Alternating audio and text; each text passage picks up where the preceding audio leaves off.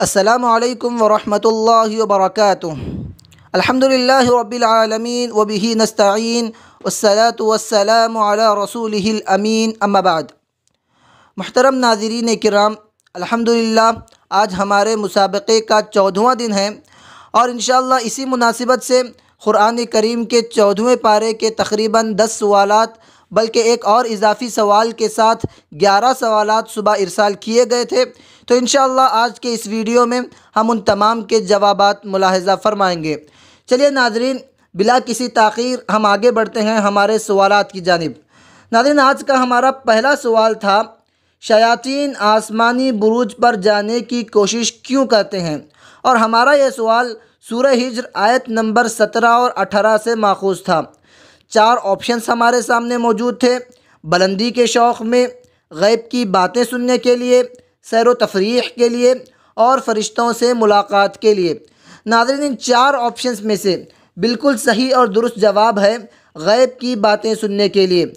ناظرین، اللہ سبحانہ و تعالیٰ نے سورہ ہجر آیت نمبر 17 اور 18 میں ارشاد فرمایا، وَحَفِظْنَاهَا مِن كُلِّ شَيْطَانٍ رَجِيمٍ إِلَّا مَنِ اسْتَرَقَ السَّمْعَ فَأَتْبَعَهُ شِهَابٌ مُبِينٌ۔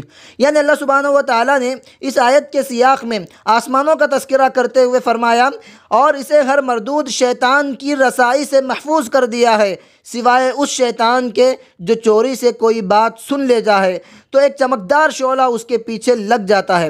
ناظرین، اللہ تبارک و تعالیٰ نے آسمان کو مردود شیاطین کی رسائی سے محفوظ کر رکھا ہے تاکہ وہ ملائے اعلیٰ کی باتیں نہ سن سکیں، لیکن اگر کوئی سرکشی کرتے ہوئے آگے بڑھ کر سننے کی کوشش کرتا ہے تو اللہ سبحانہ و تعالیٰ نے اس کا بھی انتظام فرمایا ہے کہ ایک آگ کا انگارہ اس کا پیچھا کرتا ہے اور اس شیطان کو ختم کر دیتا ہے یا اس کو مکمل طور پر دور پھینک دیتا ہے اور اس کو دور بھگا دیتا ہے۔ تو ناظرین، اس حساب سے ہمارا درست جواب ہوا غیب کی باتیں سننے کے لیے۔ چلیے ناظرین، ہم آگے بڑھتے ہیں آج کے ہمارے اگلے سوال کی جانب۔ آج کا ہمارا دوسرا سوال تھا، جہنم کے کتنے دروازے ہیں؟ اور ہمارا یہ سوال سورہ ہجر آیت نمبر 44 سے ماخوذ تھا۔ ناظرین، 4 آپشنز ہمارے سامنے موجود تھے: 7، 8، 6 اور 9۔ ناظرین، ان 4 آپشنز میں سے بالکل صحیح اور درست جواب ہے 7 دروازے۔ اللہ سبحانہ و تعالیٰ نے سورہ ہجر آیت نمبر 44 میں ارشاد فرمایا، لَهَا 7 أَبْوَابٍ لِكُلِّ بَابٍ مِّنْهُمْ جُزْءٌ مَقْسُومٌ۔ یعنی اللہ سبحانہ و تعالیٰ نے اس آیت سے قبل جہنم کا تذکرہ فرمایا تو اسی کی جانب اشارہ کرتے ہوئے کہا کہ اس کے 7 دروازے ہیں اور ہر دروازے کے لیے ان میں سے ایک متعین گروہ ہوگا۔ ناظرین، آیت میں واضح طور پر لفظ 7 موجود ہے کہ جہنم کے 7 دروازے ہیں، تو اس لیے میں سمجھتا ہوں کہ اس کی مزید وضاحت کی ضرورت نہیں ہے۔ میں ناظرین سے کہوں گا کہ وہ جنت کے کتنے دروازے تھے، جہنم کے کتنے دروازے تھے، اور اس کی مزید تفاصیل قرآن کریم کی تفاسیر کے آپ حاصل کر سکتے ہیں اور مکمل معلومات جان سکتے ہیں۔ چلیے ناظرین، ہم آگے بڑھتے ہیں آج کے ہمارے اگلے سوال کی جانب۔ آج کا ہمارا تیسرا سوال تھا، سورہ ہجر کے مطابق انسان کو کس قسم کی مٹی سے پیدا کیا گیا ہے؟ ناظرین، 4 آپشنز ہمارے سامنے موجود تھے: خشک مٹی سے، لال اور چکنی مٹی سے، کالی اور خوشبودار مٹی سے اور سڑی ہوئی کھنکھناتی مٹی سے۔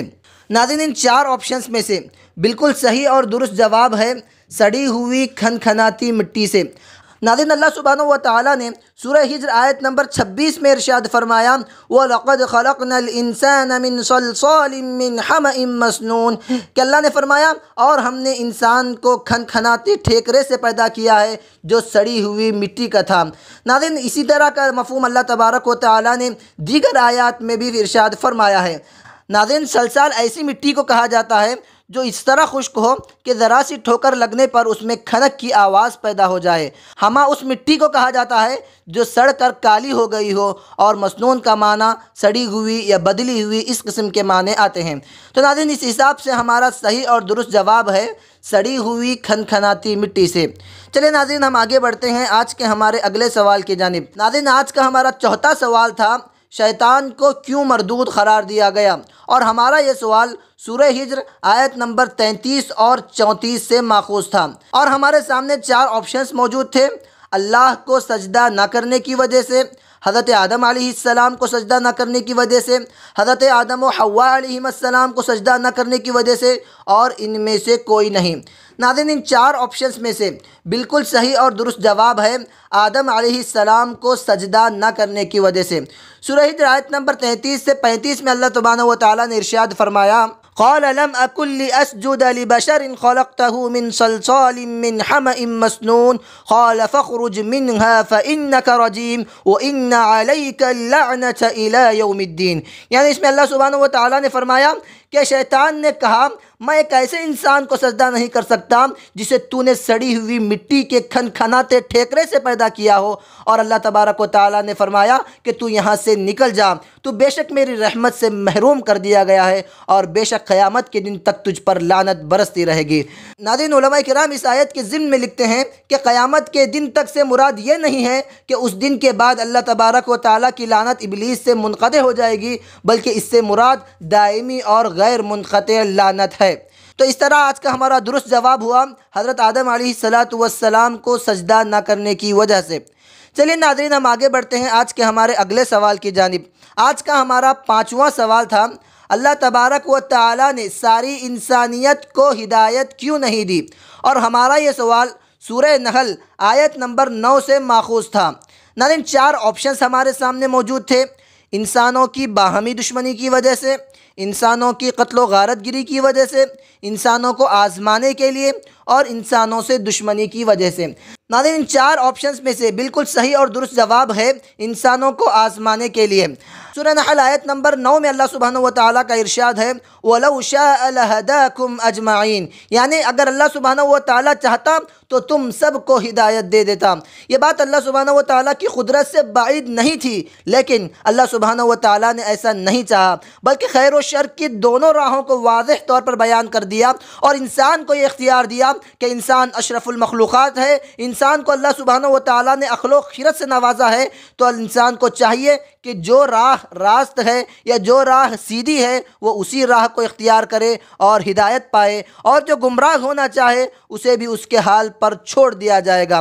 اسی طرح سورہ ملک کی آیت بھی تائید کرتی ہے کہ اللہ سبحانہ و تعالیٰ نے انسانیت کی تخلیق کا مقصد ہی آزمائش رکھا، جیسا کہ فرمایا الذی خلق الموت والحیاة لیبلوکم ایکم احسن عملا، کہ جس نے موت اور حیات کو پیدا کیا تاکہ تم کو آزمائے کہ تم میں بہترین عمل کون کرتا ہے۔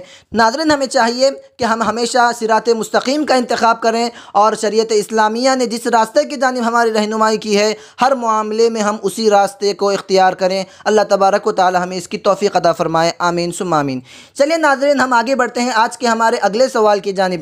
آج کا ہمارا 6واں سوال تھا، کس قوم کو چیخ کا عذاب دیا گیا؟ ناظرین، 4 آپشنز ہمارے سامنے موجود تھے: قوم لوط، قوم ثمود، اصحاب حجر اور اوپر کے سبھی۔ ناظرین، ان 4 آپشنز میں سے بالکل صحیح اور درست جواب ہے اوپر کے سبھی۔ ناظرین، 4 آپشنز ہمارے سامنے موجود تھے، ان میں کا پہلا آپشن تھا قوم لوط علیہ السلام۔ قوم لوط کے سلسلے میں اللہ سبحانہ و تعالیٰ نے ارشاد فرمایا فَأَخَذَتْهُمُ الصَّيْحَةُ مُشْرِقِينَ، تو آفتاب نکلنے کے بعد ایک چیخ نے انہیں پکڑ لیا، یعنی قوم لوط کو ایک چیخ نے صبح سویرے ہلاک کر دیا تھا۔ اور اس کے بعد دوسرا آپشن تھا قوم ثمود۔ قوم ثمود کے متعلق اللہ سبحانہ و تعالیٰ نے ارشاد فرمایا فَأَمَّا ثَمُودُ فَأُهْلِكُوا بِالطَّاغِيَةِ، رہے ثمود تو وہ سخت چیخ کے ذریعے ہلاک کر دیے گئے۔ ناظرین، تیسرا آپشن ہمارے سامنے موجود تھا اصحاب الحجر، اور اللہ سبحانہ و تعالیٰ نے اصحاب حجر کے سلسلے میں فرمایا فَأَخَذَتْهُمُ الصَّيْحَةُ مُصْبِحِينَ، تو صبح کے وقت زبردست چیخ نے انہیں پکڑ لیا۔ تو ناظرین، اس حساب سے ہمارا جو چوتھا آپشن تھا یعنی اوپر کے سبھی، تو یہی ہمارا صحیح اور درست جواب ہوتا ہے، کیونکہ اللہ سبحانہ و تعالیٰ نے ان تینوں ہی قوموں کو چیخ کے ذریعے سے بھی ہلاک فرمایا تھا۔ چلیے ناظرین، ہم آگے بڑھتے ہیں آج کے ہمارے اگلے سوال کی جانب۔ آج کا ہمارا 7واں سوال تھا، اللہ تبارک و تعالیٰ چوپائیوں کا دودھ کن کے درمیان سے نکالتا ہے؟ اور ہمارا یہ سوال سورہ نحل آیت نمبر 66 سے ماخوذ تھا۔ ناظرین، 4 آپشنز ہمارے سامنے موجود تھے: خون اور پیشاب کے، گوبر اور خون کے، چربی اور گوبر کے ان میں سے کوئی نہیں۔ ناظرین ان چار آپشنز میں سے بالکل صحیح اور درست جواب ہے گوبر اور خون کے۔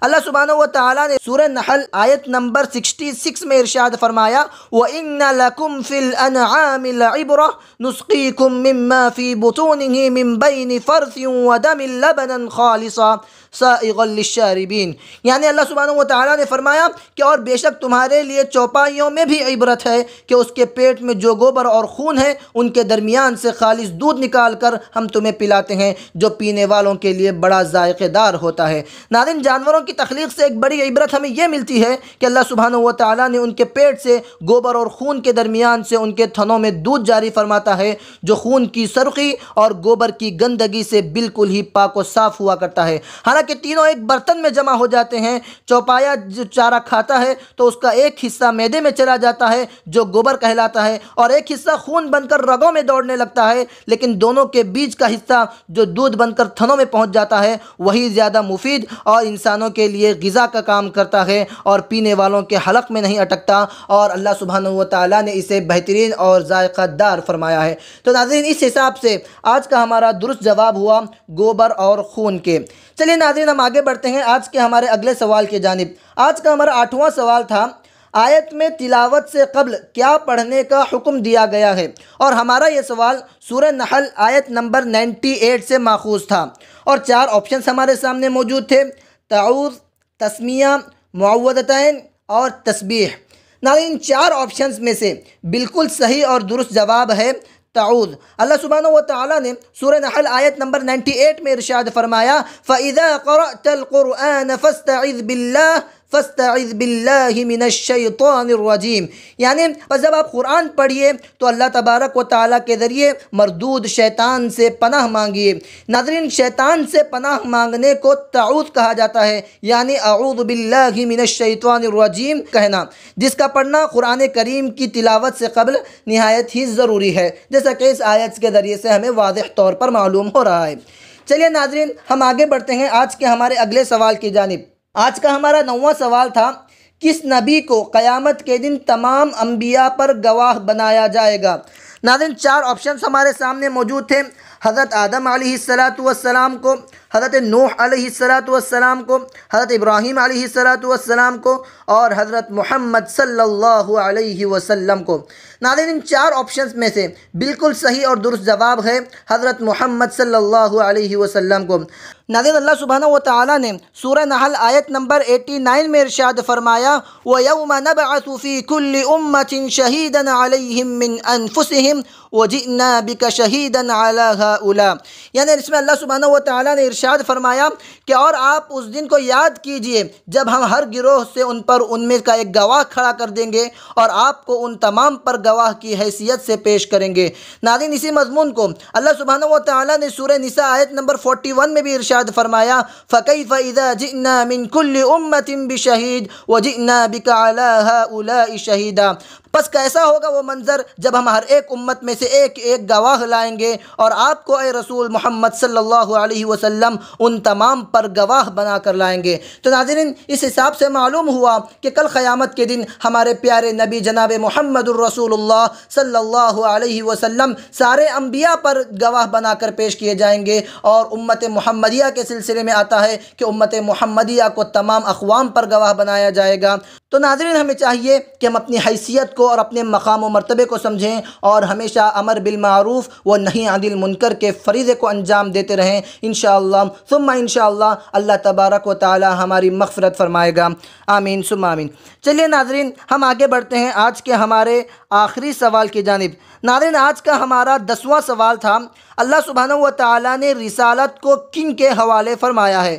ناظرین 4 آپشنز ہمارے سامنے موجود تھے: مردوں کے، عورتوں کے، مردوں، عورتوں اور بچوں کے، صرف بچوں کے۔ ناظرین ان 4 آپشنز میں سے بالکل صحیح اور درست جواب ہے مردوں کے۔ اللہ سبحانہ و تعالیٰ نے سورہ نحل آیت نمبر 43 میں ارشاد فرمایا وَمَا أَرْسَلْنَا مِن قَبْلِكَ إِلَّا رِجَالًا نُوحِي إِلَيْهِمْ فَاسْأَلُوا أَهْلَ الذِّكْرِ إِن كُنتُمْ لَا تَعْلَمُونَ، اس میں اللہ کے رسول صلی اللہ علیہ وسلم کو مخاطب کرتے ہوئے اللہ سبحانہ و تعالیٰ نے فرمایا کہ اے محمد صلی اللہ علیہ وسلم، ہم نے آپ سے پہلے صرف مردوں کو ہی رسول بنا کر مبعوث کیا جن کی طرف ہم وحی فرماتے، پس آپ اہل ذکر سے سوال کیجئے اگر تم کو کوئی بات معلوم نہ ہو۔ ناظرین، اس آیت کریمہ میں اللہ سبحانہ و تعالیٰ نے حصر کا استعمال کیا ہے، یعنی حصر کہتے ہیں ایسی بات جس میں ہم واضح طور پر کسی چیز کو خاص کرنا چاہتے ہوں، یعنی جیسے کہ ہم کلمہ طیبہ پر غور کر سکتے ہیں۔ کلمہ طیبہ میں موجود ہے لا الہ الا اللہ، کوئی معبود نہیں سوائے اللہ کے، یعنی صرف اللہ ہی معبود ہے، تو وہاں پر حصر کے لیے لا اور الا استعمال کیا گیا، تو یہاں پر ما اور الا کا استعمال کیا گیا ہے، یعنی پہلے نفی کی جاتی ہے پھر اس کے بعد اس کا اثبات کیا جاتا ہے تاکہ اس کی خاصیت، اس کی اہمیت اور اس کی خصوصیت واضح کی جا سکے۔ تو ناظرین، یہاں پر بھی اللہ سبحانہ و تعالیٰ نے فرمایا کہ ہم نے آپ سے پہلے کسی رسول کو مبعوث نہیں کیا سوائے مردوں کے، الا رجالا نوحی الیہم، پھر فرمایا کہ ہم ان کی جانب وحی کیا کرتے تھے۔ تو لہذا اس سے بالکل واضح طور پر معلوم ہوتا ہے کہ جتنے بھی انبیاء کرام اللہ سبحانہ و تعالیٰ نے مبعوث کیا وہ صرف اور صرف مرد حضرات ہی تھے۔ لہذا ناظرین، اس حساب سے آج کا ہمارا درست جواب ہے مردوں کے۔ چلیے ناظرین، ہم آگے بڑھتے ہیں آج کے ہمارے خصوصی سوال کی جانب۔ جیسا کہ ہم نے بالکل واضح طور پر بتا دیا تھا، یہ خصوصی سوال اختیاری رہے گا جس کا حل کرنا ہر ایک کے لیے واجب اور ضروری نہیں ہے۔ تو ناظرین، الحمدللہ ہمارے مشارکین کے علمی ذوق کا اس سے پتہ چلتا ہے کہ اکثر و بیشتر مشارکین نے الحمدللہ اس میں اپنا جواب سبمٹ کیا، اور بہت سارے ناظرین نے اس کا صحیح جواب دینے کی بھی بہت کوشش کی، اور الحمدللہ اکثر و بیشتر مشارکین نے اس کی سلسلے میں وضاحت کے ساتھ کام لیا ہے۔ اللہ تبارک و تعالیٰ سے میں دعا کروں گا کہ اللہ تبارک و تعالیٰ ان کے علم میں، ان کی تحقیق میں اور ان کی جستجو میں مزید اضافہ اور برکت عطا فرمائے، آمین ثم آمین۔ چلیے ناظرین، دیکھتے ہیں کہ ہم سوال کیا ہے، اور بالکل مختصر انداز میں اس کا جواب بتا کر اپنی بات ختم کروں گا۔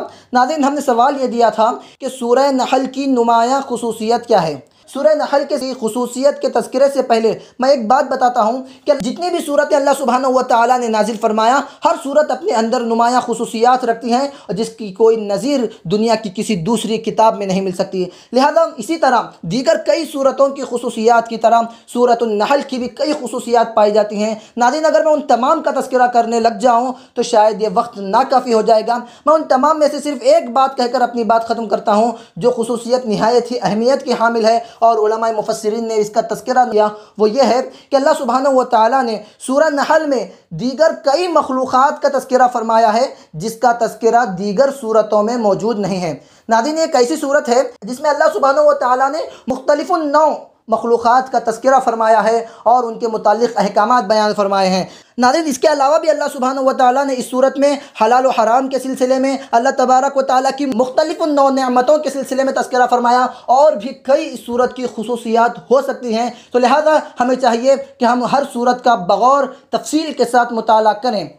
ناظرین، جہاں پر اللہ سبحانہ و تعالیٰ نے مختلف مخلوقات کا تذکرہ فرمایا، کئی مخلوقات کے تذکرے کے بعد اللہ سبحانہ و تعالیٰ نے ایک اور لطیف سی بات اور بالکل واضح اور حقیقی بات بیان فرمائی کہ اللہ سبحانہ و تعالیٰ نے ارشاد فرمایا وَيَخْلُقُ مَا لَا تَعْلَمُونَ، کہ اللہ سبحانہ و تعالیٰ نے ایسی بہت ساری مخلوقات پیدا فرمائی ہیں جس کو تم نہیں جانتے ہو۔ ناظرین، اللہ سبحانہ و تعالیٰ نے یہ بات اس وقت فرمائی تھی جب کہ انسانوں کے پاس کوئی ٹیکنالوجی موجود نہیں تھی، انسان سائنسی میدان میں اس قدر ترقی یافتہ نہیں تھا جس طرح آج ہے۔ اس وقت لوگ سمجھ سکتے تھے کہ یہ ہو سکتا ہے کہ اللہ تعالیٰ نے اور بھی کئی مخلوقات پیدا فرمائی ہوں، لیکن ناظرین، آج کے زمانے میں جب سائنس اس قدر ترقی کر چکی ہے، لیکن پھر بھی جس طرح اس وقت یہ آیت بالکل 100% درست تھی، آج بھی یہ آیت اسی طرح اپنی معنویت رکھتی ہے، اور آج بھی انسان اس قدر ترقیوں کے باوجود ایسی کئی چیزوں سے ناواقف ہے جنہیں اللہ سبحانہ و تعالیٰ نے پیدا فرمایا ہے،